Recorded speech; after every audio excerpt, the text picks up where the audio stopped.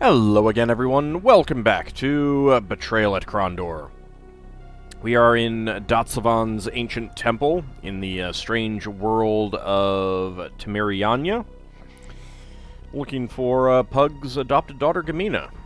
Let's see if there's anything on the other side of this pit.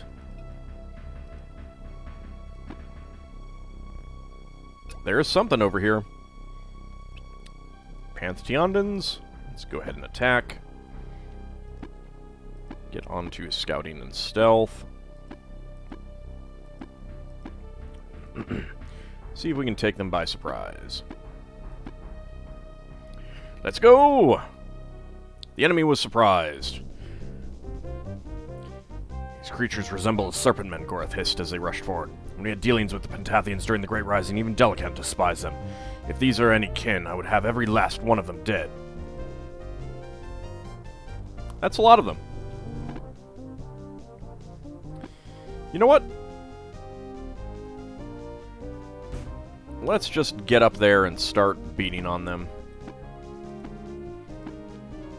I would like to try and train accuracy and defense, especially on Pug.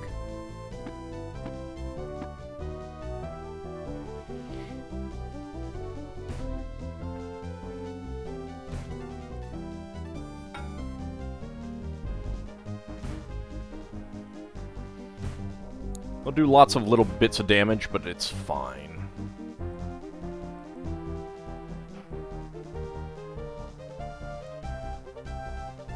Work on them one at a time, basically.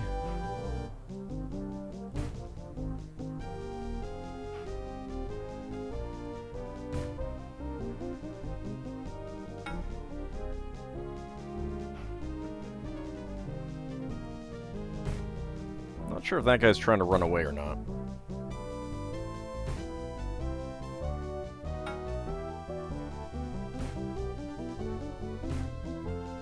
Nope, he is not. That is fine. Go up there. So that guy continues to sling and hit his friend. Aw, it's my favorite. I love it when that happens.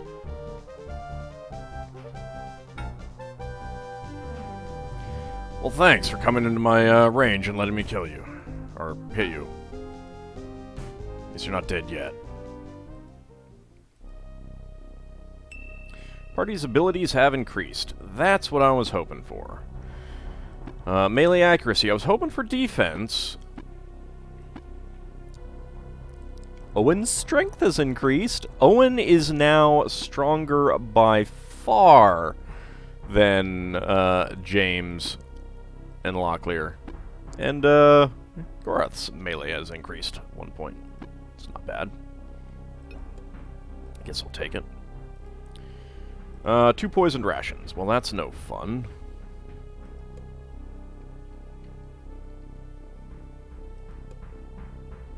Don't want poisoned rations. I'd take regular rations.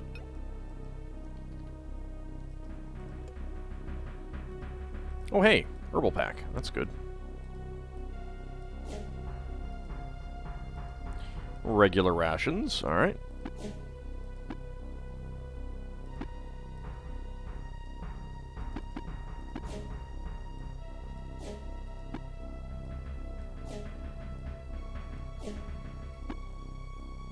There we go. You have regular rations as well. And a quality 1 whetstone. I mean, that actually could be important if you weren't running through with the Guardia Revanche, which doesn't seem to ever need repair.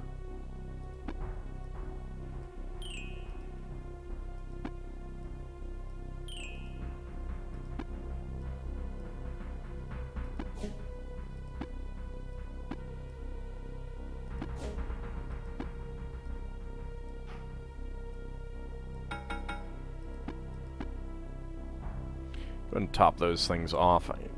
That armor will be okay for a little while. Alright, what do we have down here?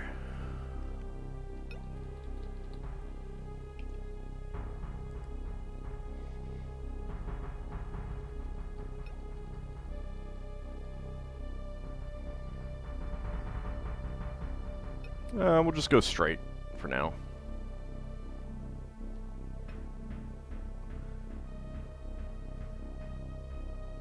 Okay, another door. Maybe there's some goodies in here. Just shut the door, why not? Shut it right in our face. Yes, I am on that. Good.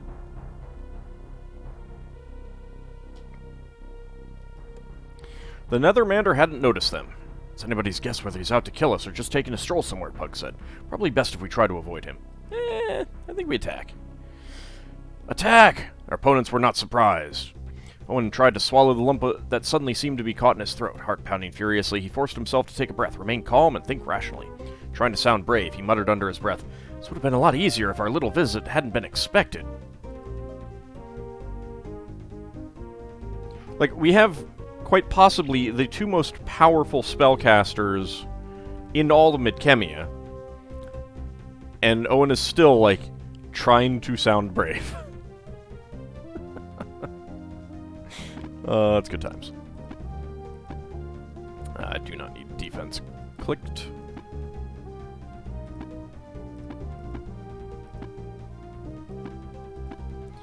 Do need defense clicked on you.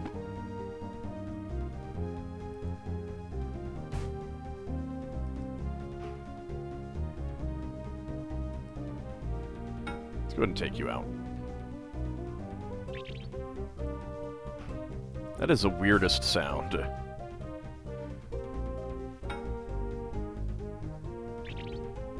What did you just do? I have no idea what you just did. Go and take you out. Is he trying to cast a spell?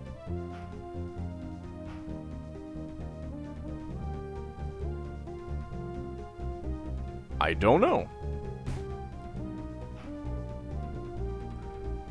Well, regardless, he's dead. And so is that.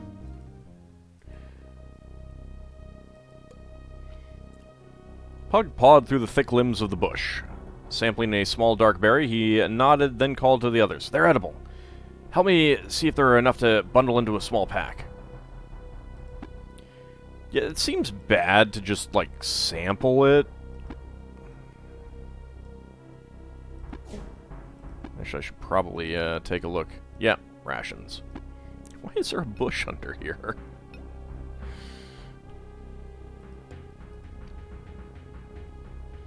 Let's see if you were desperate for rations at the moment. That is an ugly corpse.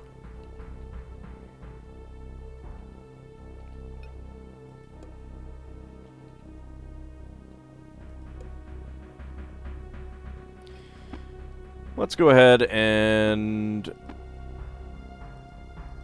use some herbal packs. I don't know if you need one, but we might as well.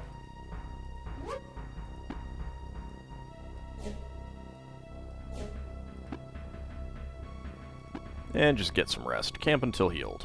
There we go.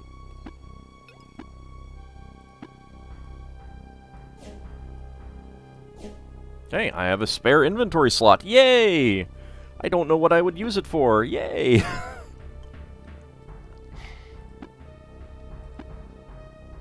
Right, I need light. Light would probably be helpful.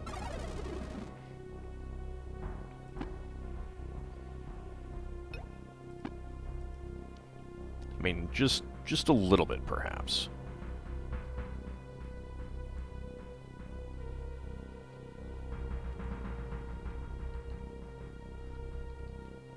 Alright, let's go ahead and leave. Open that door. And this actually just loops around to where we came in.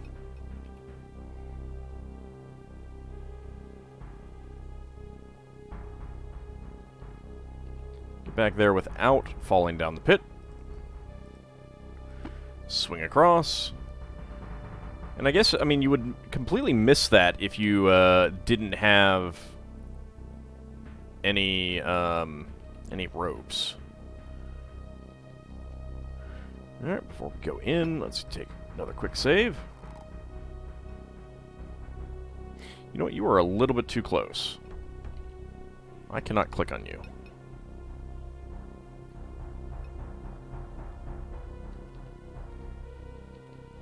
Let's try going in this side. So I'm pretty sure if I went in there, I'd get into a fight before having the opportunity to try to ambush them. The guy was just staring at us like, well, the door opened. Some people are there. Ah, it's probably nothing.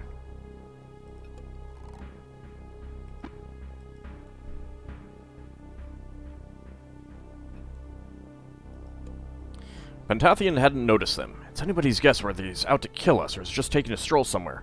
Probably best if we try to avoid him. Oh, I don't think so. They agreed to attack. Going over the plan as quickly as possible, Pug laid out a simple strategy. We're set then. Let's just hope our advance is undetected, or our advantage will be lost.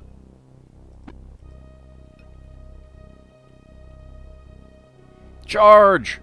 The creature turned to attack. For a moment, Pug froze, whispering, Gamina! Though the confrontation would be difficult, this was a moment long waited for. These bastard subservients of Makala must die, he shouted as he advanced into battle. Also, we have something else back there.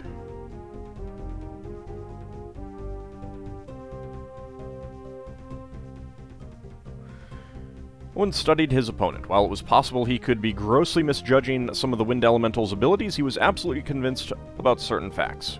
Health 33, Stamina 50, Strength 17, Melee 70, Casting 77.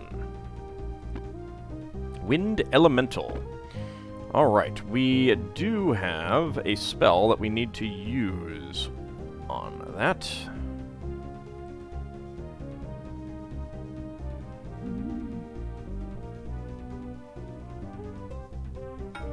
That is the only way to kill them. Ow! Not sure if I can hit the one back there. No, I cannot. What if I use it on you?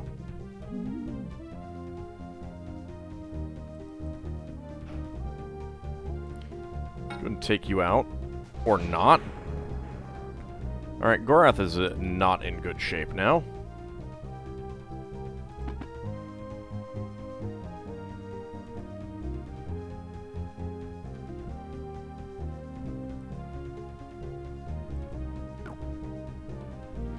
Well, that is really disappointing there.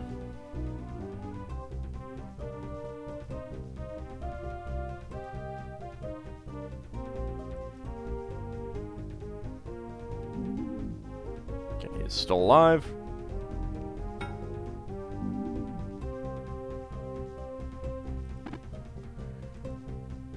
Okay, I think they had different hit points. Let's try draining your strength now. Or not?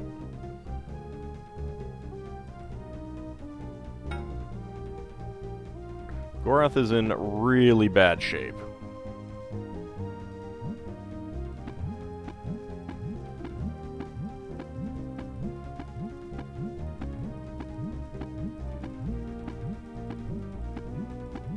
I'm gonna just use all of it almost. That should be enough. 3 left.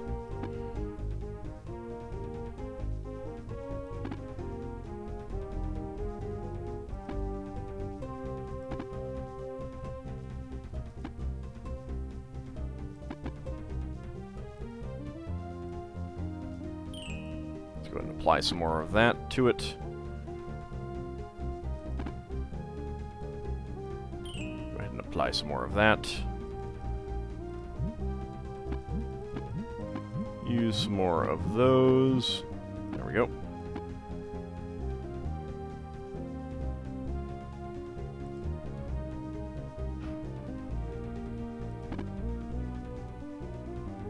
Okay, strength drain. Let's try it again.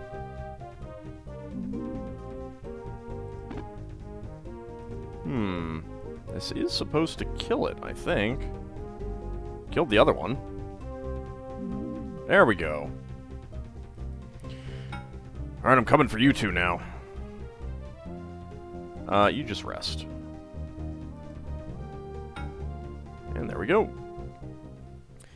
He was alive. Unsure whether it was skill or luck that had won the fight, Pug set aside his weapon, though he allowed his dead opponent a wide berth while he checked on Gorath's welfare. He needed no further excitement for the day. You know, other than the fact that the chapter's going to end and we've found Gamina.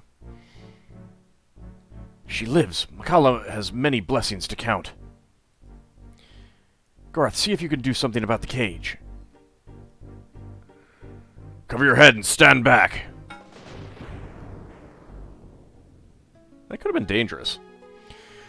Pug took Gamina into his arms. Eyes glistening with relieved tears, he hugged the girl tight to his chest, and for a long moment he simply held her, his head resting in her silver-white mane of hair, while he mulled through recent events. At last he slipped a finger beneath her chin, gently lifted, and allowed his gaze to lock with hers as they initiated the special mind speech that had been Gamina's gift since birth.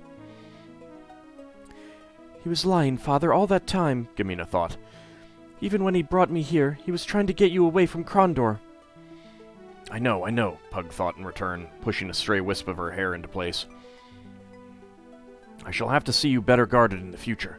I don't suppose that your gifts would keep you safe from harm, but I see my pride in you sometimes borders on the dangerously arrogant. We must be more careful. Agreed? Agreed. Again she hugged herself to him. Feeling her faint nod, he released her and kissed her forehead, looking to where Owen and Gorath stood at the cave mouth. Curiously, the squire was bent double, his face buried in his hands as he shook with violent coughs. I'm okay, Owen wheezed, waving his hands, occasionally stealing glances at Gamina. Really, I'll be fine. Pug smiled. The boy's theatrics were poor, but it was manifestly obvious he wished an introduction before his lungs collapsed. Gamina, this hacking young ruffian is Squire Owen Belafort of Tibern. Both he and Gorath have been instrumental in helping find you. Perhaps we should have them down to Stardock for dinner someday. Stardock? Owen's performance faltered at the mention of Pug's Academy of Magic. Realizing his lapse, he coughed tentatively into his hand. You mean the Stardock? None other. Pug frowned as he drew out a small multifaceted stone from the folds of his robe. A special patterned stone should take us there, but we will have to drop off Gamina before we attend to our business. Will we go to join Prince Arutha? Gorath asked. No, Pug replied, clapping his hands overhead. We go to Sethanon.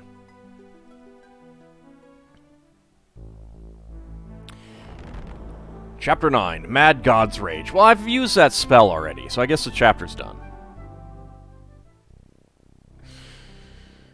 Locklear's eyes hardened. At some level, he wanted to believe he'd seen something in the instant of the gate's collapse. It was irrational, no doubt a vision he had conjured for himself to soften the blow of Patrus's death. As a man who had stood against many armies, Locklear knew all too well about the last-second vision seen on the battlefield. There was absolutely no chance that Patrus could have survived the blast. None. By some agency beyond his control, he turned back the melancholy that threatened to overtake him, rationality brooking his grief for the lost magician. There was still an army to contend with, still Moradel to slay, still a kingdom to defend. There would be time for grieving when it was finished. Such a dumb way to die, Locklear said, biting off the words bitterly. Senior James nodded. He died a good death, Lockie. I wouldn't have wished for him to go, but he died to save others. You say that all the time, James, but there's no good way to die. They're all bad. James stared at his old friend and saw the coldness that glimmered in Locklear's gaze.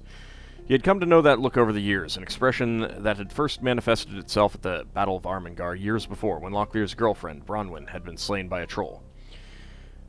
A bit of Lockie had died then, and in that place had grown the seed that had bloomed into a deadly and superior knight.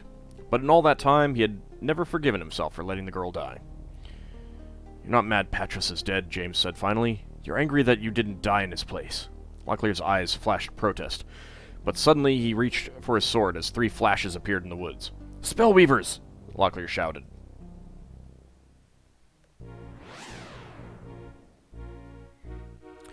Disliking the fact that they would be at a disadvantage against a magical opponent without Patrus, James steeled himself as he grabbed for his weapon. Stay your swords, senors. I believe it is still considered rude in the kingdom to skewer your friends. Duke Pug! Never have I been half so relieved to see a friendly face. We were expecting Moradel magicians. Serani magicians, James, or rather magicians trained by Utsurani. No Moradel witch could have the capability to make a rift machine, nor would they chance going into battle with such poor odds of success. I still should like to know how exactly it was that Delican managed to make contact with Makala. I'd hoped that the Moradel would be wary of another such attack following the defeat of Myrmindamus 10 years ago. Prince Arutha said they hope to find Myrmindamus and free him. The Moradel are convinced we've been holding him captive all these long years.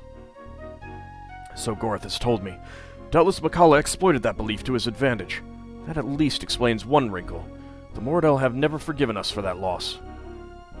But why is Makala doing all of this? Obviously he isn't in this to rescue a dead Moradel leader. For the moment I believe I know, but I don't wish to say until I have taken a better look at something. This last problem I will have to unravel myself, with some assistance from Gorath and Owen. From here, I think we will be able to teleport into the caverns beneath Sethanon. It is there our objective lies. What of Locklear and myself? Once Prince Arutha arrives with his reinforcements, deliver my assurance that he will not face anything magical from the Moradel.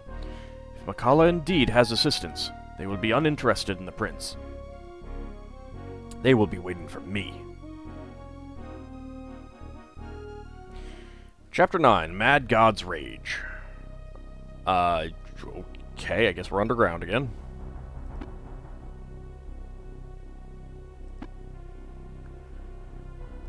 Okay. You know, I'm gonna take a quick save, and because I missed the headline there, or the subheading.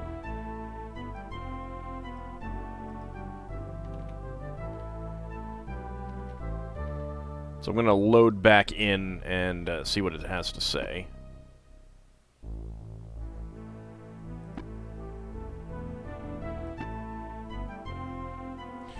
Prevent Makala from reaching the Lifestone. Alright, fair enough. I think we can try to do that. I believe that this entire chapter takes place in the dungeon here, and I think it is not particularly long compared to many of the previous ones. Not that that last one was all that long either.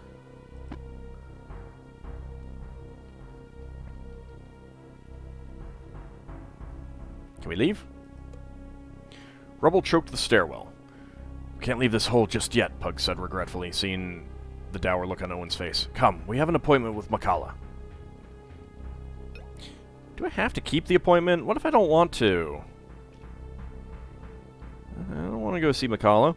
But yes, so, all this time, the betrayal at Krondor was, of course, Makala kidnapping Gamina and doing whatever it is that he is doing. But I think we'll take it up next time, ending this episode a little bit early, so I can whet your appetite for what comes in the final chapter next time. See you then, everyone.